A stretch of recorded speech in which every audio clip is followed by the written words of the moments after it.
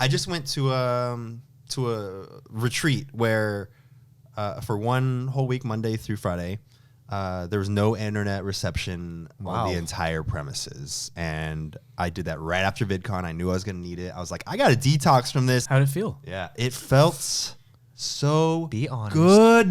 The first 3 days I was reaching for my phone. I was like, okay, I got to look at that. So for the first 3 days or so, but the last 2 days, it felt really nice to not look down at my phone and also not waste time on social media, because that is most of what I do on social media is just waste time and fill gaps. I'm like, if I'm walking up a set of stairs and I'm like, well, it's kind of boring. It's a long better stairs. look at my Instagram, or like I'm like at a urinal. I'm like, well, I got 15 seconds at most. What about when you take a look though? Because Oh, that's one of the worst for me. Like, I know it's a habit, but like it feels so boring now. I remember pooping without. I remember looking at the wallpaper and like coming up with like, oh, that looks like a something. Kids, and I don't even do that anymore. Yeah. But how was that? It gave me a little bit of perspective, and I brought a journal and I wrote down the ways that I felt, and I documented it in that sense. And I just referred to it, and I was like, oh, that's really nice. It's a nice reminder. I wrote down how much I don't like looking at my stats, and how much I felt really good not looking at social media and feeling like I constantly needed to be in the know. And, looking at the news just because I had to be in the know. Like, that stuff doesn't actually matter as much as... Yeah. I mean, I know I'm on it all the time as well, but at the same time, I know when it's messing me up. I know when I go to social media and I see a feed and it's like everybody's talking about this one thing, and I'm just like, I don't want to deal with that today. Well, it just doesn't allow, me personally, it doesn't allow me to be bored. Like, being bored is how I got here. Like, just sitting around and being like, I got nothing to do and I'm full of energy. Like, I got to figure out something. Yeah.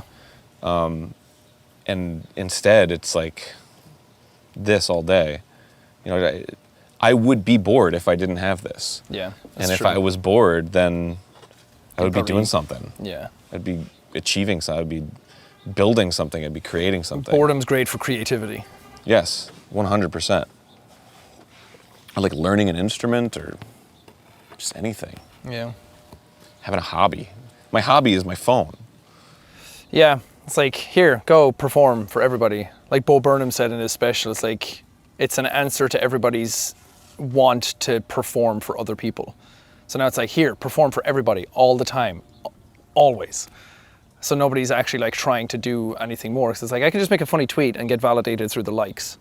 So, we've all had it where you're feeling a little bit down or feeling a bit lonely. And so you send out 10 texts to 10 friends, hi, hi, hi, hi, hi. Because it feels good when you get a response, right? Right?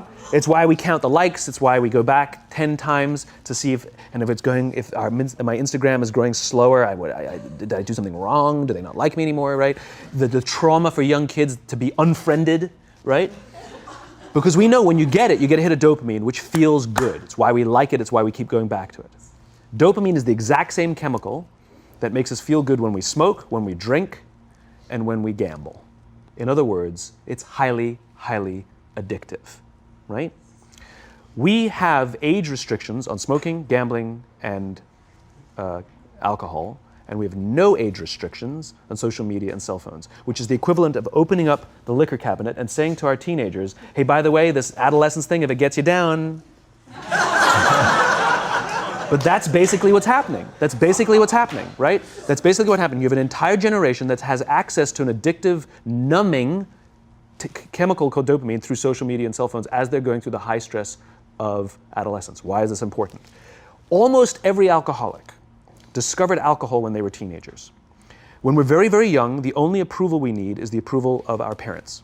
And as we go through adolescence, we make this transition where we now need the approval of our peers. Very frustrating for our parents, very important for us. It allows us to acculturate outside of our immediate families into the broader tribe, right? It's a highly, highly stressful and anxious period of our lives, and we're supposed to learn to rely on our friends.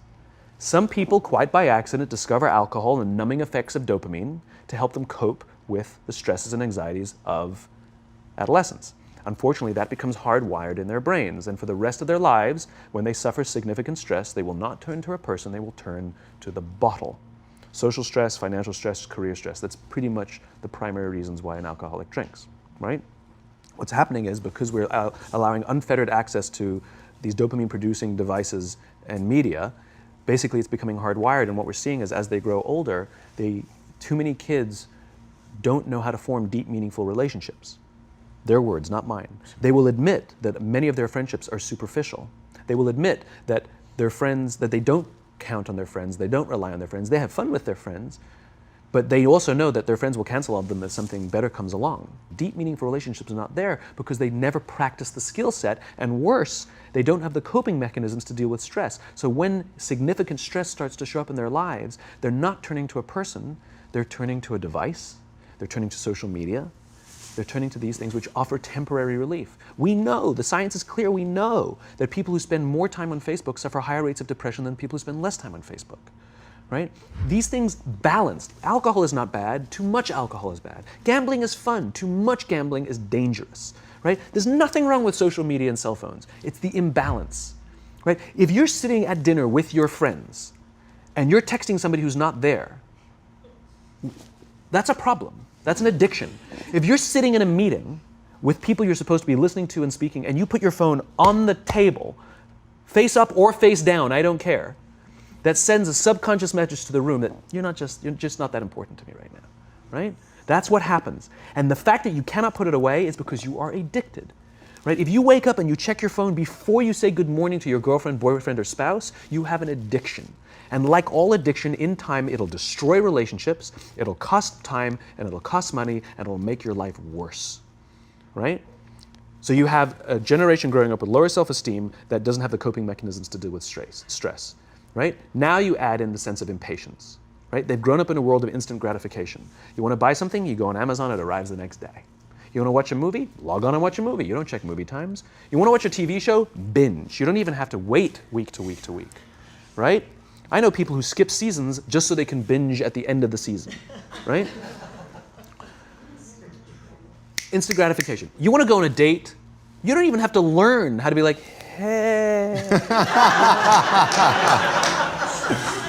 You don't even have to learn and practice that skill. You don't have to be the uncomfortable one who says yes when you mean no and says no when you mean no and yes when you don't have to swipe right. Bang, I'm a stud.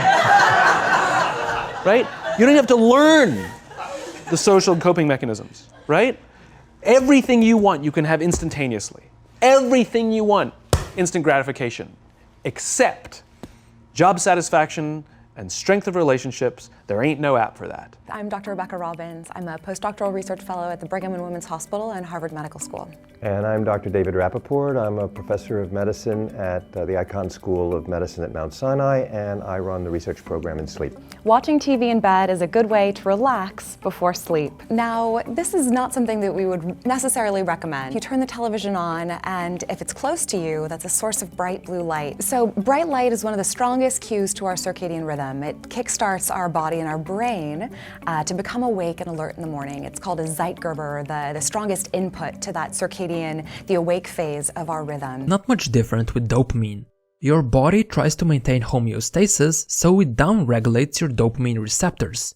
Essentially, your brain gets used to having high levels of dopamine, and those levels become your new normal. Thus, you develop a dopamine tolerance. This can be a huge problem because the things that don't give you as much dopamine don't interest you any longer. And it's much more difficult to motivate yourself to do them. They feel boring and less fun because they don't release as much dopamine compared to the things that do release it in high amounts. That's why people tend to prefer playing video games or browsing the internet compared to studying or working on their business. Video games make us feel good and comfortable as they release a lot of dopamine. Sadly, things like working hard or reading release it in lower amounts. Once their dopamine tolerance gets too high, they simply aren't able to enjoy low dopamine behaviors. When you're bored, your mind wanders. That's only natural. The state of boredom is one where your attention is not focused on anything in particular. Researchers have shown this mind wandering is useful for creativity. They gave study participants a random boring task. The most boring one? Reading the phone book. Then they asked participants to be creative, generate as many ideas as they could for what you could do with a plastic cup. those in the most boring read the phone book condition generated the most creative solutions compared to less bored controls. A major reason many researchers suspect that we experience boredom is because it gives you an indicator of your current state. I mean, if you find yourself feeling bored, you know something about that situation isn't working for you. So the paradox of boredom is that it makes you feel tired, sluggish, and just disinterested. But it may actually spur you to action. It may get you to make changes that would be positive for your life. In the absence of boredom, one would remain trapped in unfulfilling situations and miss out on many emotionally, cognitively, and socially rewarding experiences. Boredom is both a warning that we're not doing what we want to be doing and a push that motivates us to switch goals and projects. Studies have also shown that boredom may make you more altruistic. Perhaps the acute sense of aimlessness you experience when you're bored gets out of control and makes you question what you're doing with your life as a whole. But the silver lining is that it may trigger you to think about others and what you can do to help them. And that provides an immediate and concrete purpose to a life that might momentarily feel like it's lacking one. You know, studies designed to induce boredom have shown that more bored participants are more likely to donate to charity or to give blood. The opportunity to do meaningful, even if unpleasant activities have more value if you're bored than if you're not. Similarly, this aimless state seems to cultivate thoughts about what you want to do with your life. To think of your life as a story and consider where you want it to go in the future. This is called autobiographical planning. When given tasks that only use a fraction of mental capacity, study participants frequently thought of the future and their plans for it. In this way, being bored is essential for goal setting. If your brain is always consumed with other stimuli, you'll rarely ponder the bigger picture and set long-term goals for yourself and consider how to achieve them. Does the phone get rid of your boredom? Yeah, actually, thinking about it, it does. So every time you're waiting for something, you have a decision to make, which seems like a tiny one. Pull out your phone for a few seconds or minutes, or just be bored. Experience only your thoughts. It seems like an insignificant decision. And if you don't give it much thought, the obvious action is to see what's new on your app of choice. And in making that decision, you are alleviating a moment of boredom. But you are also likely making yourself less creative, less altruistic, less likely to assess your current state, and less likely to set goals for your future. Did you know that the media you consume every day can impact your emotions, thinking, and behavior? According to psychotherapist Annie Miller, it can be damaging to constantly read about the news because constant exposure to negative information can impact your brain. The overconsumption of negative news can trigger your fight or flight response, which can take a toll on your physical, emotional, and mental health. Do you spend a lot of time on the internet or social media? Too much screen time can not only damage your mental health, but it can damage both gray and white matter in several key areas of the brain, such as the frontal lobe, where processing and higher order thinking occurs. It's important to be conscious of and moderate the amount of time you spend in front of a screen. But why do we keep getting sucked into it? And what's the way out? For my work yesterday was listening to a podcast. He interviewed Nir Eyal.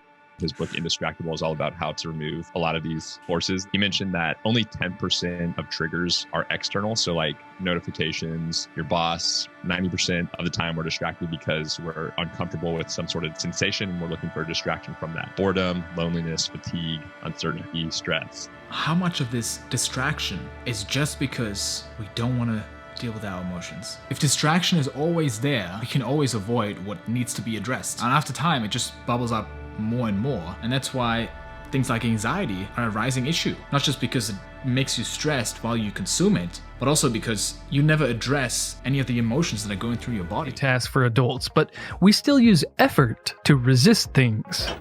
An alcoholic resisting a fully stocked mini fridge in his hotel room uses a lot of effort. And then others would use far less effort to resist watching another episode of a good series when it's time to go to bed.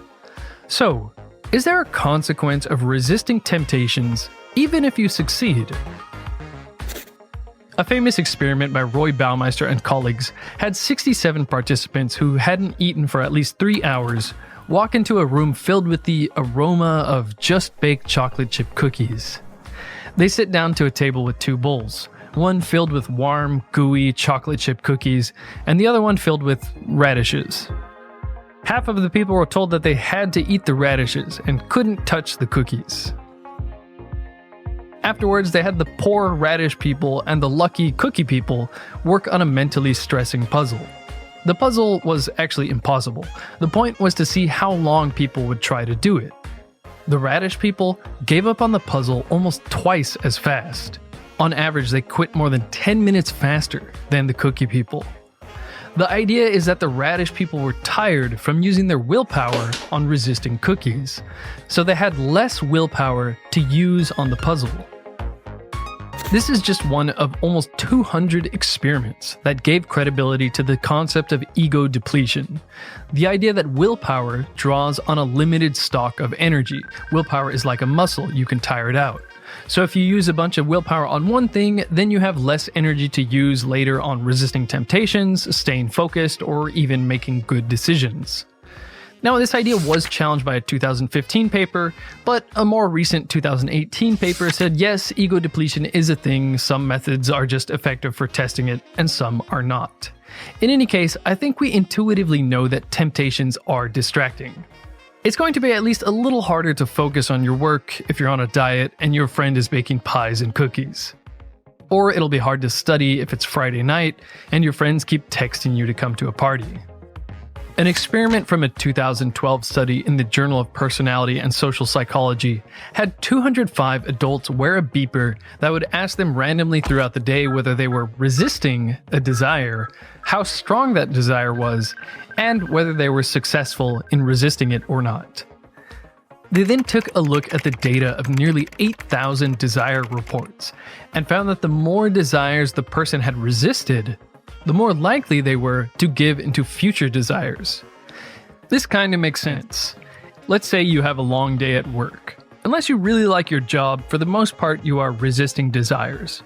Resisting the desire to skip the 10 a.m. meeting, or the desire to play games on your phone instead of actually working, or the desire to take an extra long lunch break, or resisting the desire to just go home early.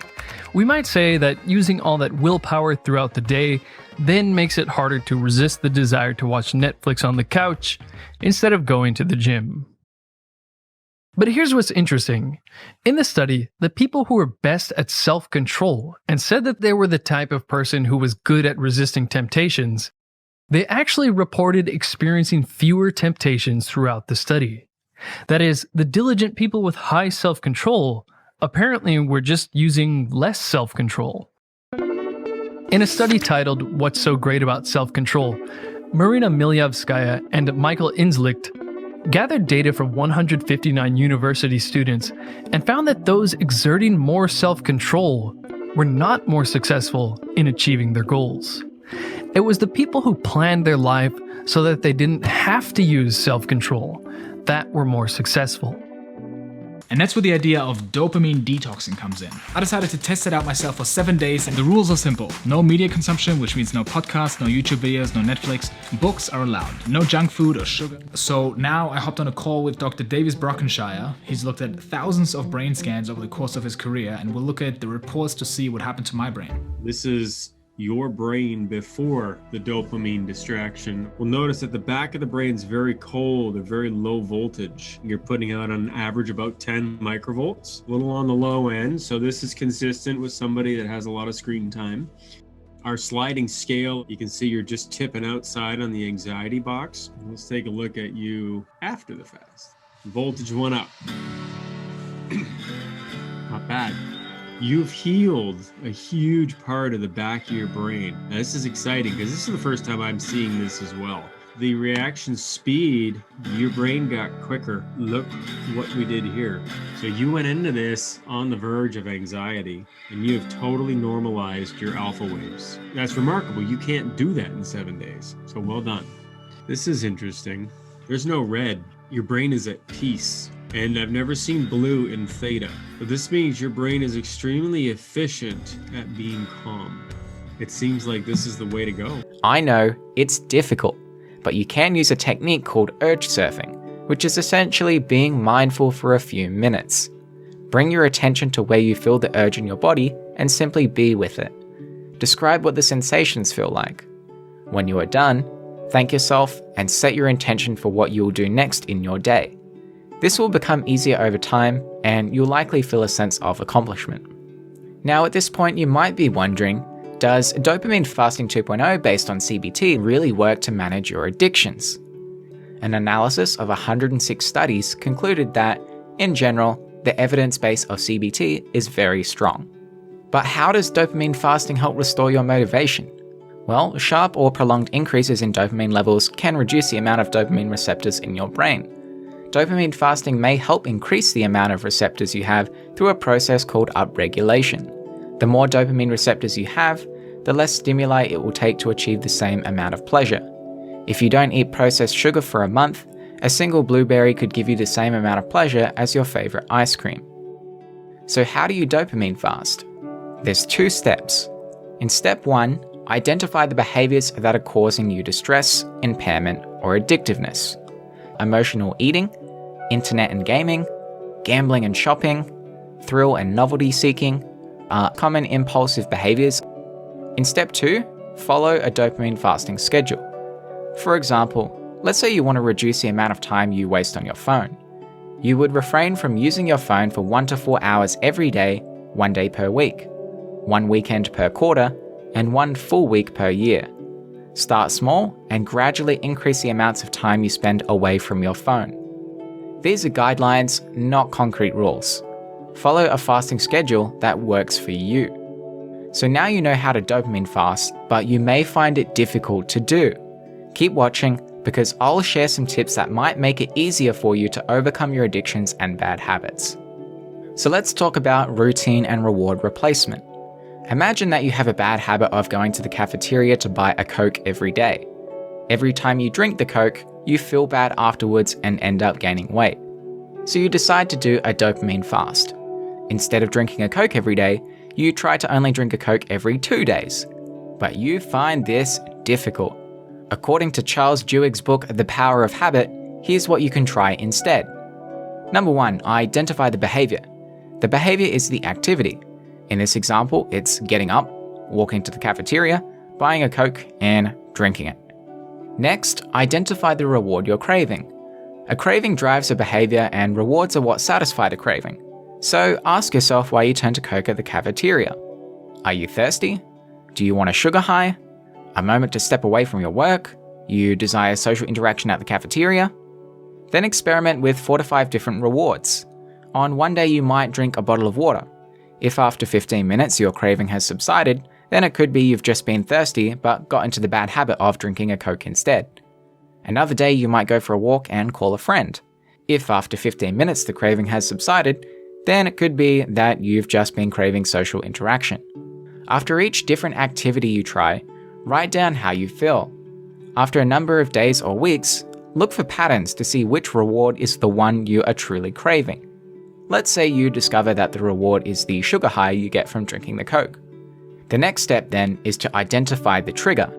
What triggers your craving for a sugar high? Is it the time of day? Is it seeing someone else drinking a Coke? Is it seeing a YouTube video advertisement? Is it because you ate something? It can be difficult to identify the trigger, but thankfully science tells us that triggers usually fall into 5 categories. They are location, time, an emotional state, other people, or the immediately preceding action. Let's say you discover that your trigger is time-based, because it always seems to happen around 3 p.m. every day, regardless of how you feel, where you are, or any other factors. Once you've identified the behavior, reward, and trigger, you will likely feel a sense of empowerment that you can change your habits. So the final step is to make a plan. When 3 p.m. comes around, consciously choose a healthy behavior that delivers the reward you are craving. In our example, it's the sugar high. Make the conscious decision to go to a nearby juice bar to grab your favorite organic juice instead of a Coke. I work from home, so one of my favorite things to do is to stock my fridge with cans of flavored fizzy water with natural lemon flavors. I get the same reward of having a Coke, but without the bad stuff.